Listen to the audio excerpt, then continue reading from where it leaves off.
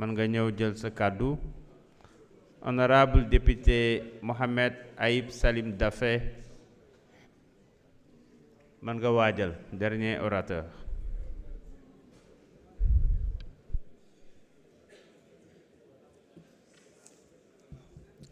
Je vous remercie, Monsieur le Président. Monsieur le Président, j'avais dit ici que de mon point de vue, la déclaration de politique générale basée sur le référentiel du projet contient des lacunes et un chapelet de promesses. Je viens aux lacunes. Monsieur le Premier ministre, mon honorable collègue Tafsir Choy a parlé de la réforme des institutions. Pas un mot sur les institutions dans le projet. Sur le capital humain, vous avez ici donné l'exemple de Singapour. Vous savez pourquoi Singapour s'est développé?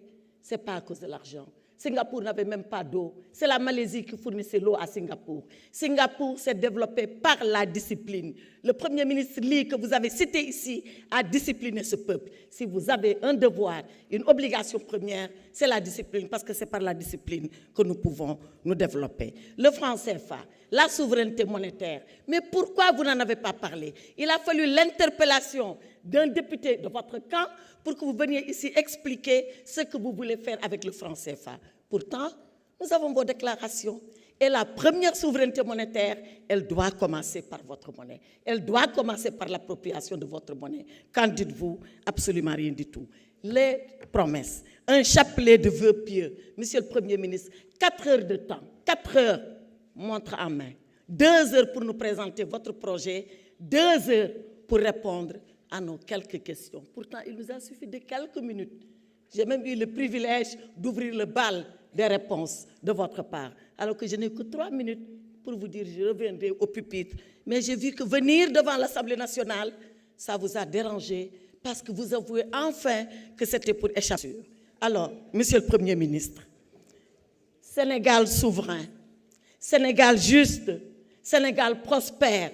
Quand nous lisons le référentiel, quand nous lisons l'agenda national de développement adossé au référentiel, ce n'est qu'un slogan. Ce n'est qu'un slogan, Monsieur le Premier ministre. Et vous savez, les slogans, c'est des paroles et des paroles et des paroles. Et vous savez, les slogans, ça finit comme les anciens ont toujours dit, verba volant, les paroles s'envolent. Monsieur le Président, nous vous attendons. Comme le maçon au pied du mur, nous vous attendons sur les actes, nous vous attendons sur la vérité. Et je suis d'accord avec vous que c'est par la vérité qu'on doit se parler. Moi, Aïssata Tall, je n'ai jamais eu peur de la vérité. Et cette loi d'amnistie, si vous voulez l'abroger, abrogez-la. Abrogez-la. Je ne abrogez. Mais quand vous l'aurez abrogée, s'il vous plaît, s'il vous plaît. Il me reste encore 2 minutes, vous pouvez parler. Quand vous l'aurez abrogée, faites face aux conséquences. Faites face aux conséquences. Et c'est là où le peuple jugera. Et c'est là où le peuple arbitrera. Ne pensez pas, honorable Amadou Ba, que moi, j'ai peur de la loi d'amnistie. Je l'ai défendu parce que c'est mon devoir de ministre de la République de le faire. Je l'ai défendu parce que c'est ma conviction profonde qu'il fallait la faire. Je ne suis pas comme ceux-là qui sont d'accord dedans et qui ont peur d'assumer leurs responsabilités parce qu'ils font du populisme. Je vous remercie, Monsieur le Président. Merci beaucoup, honorable député Aïssata Tall.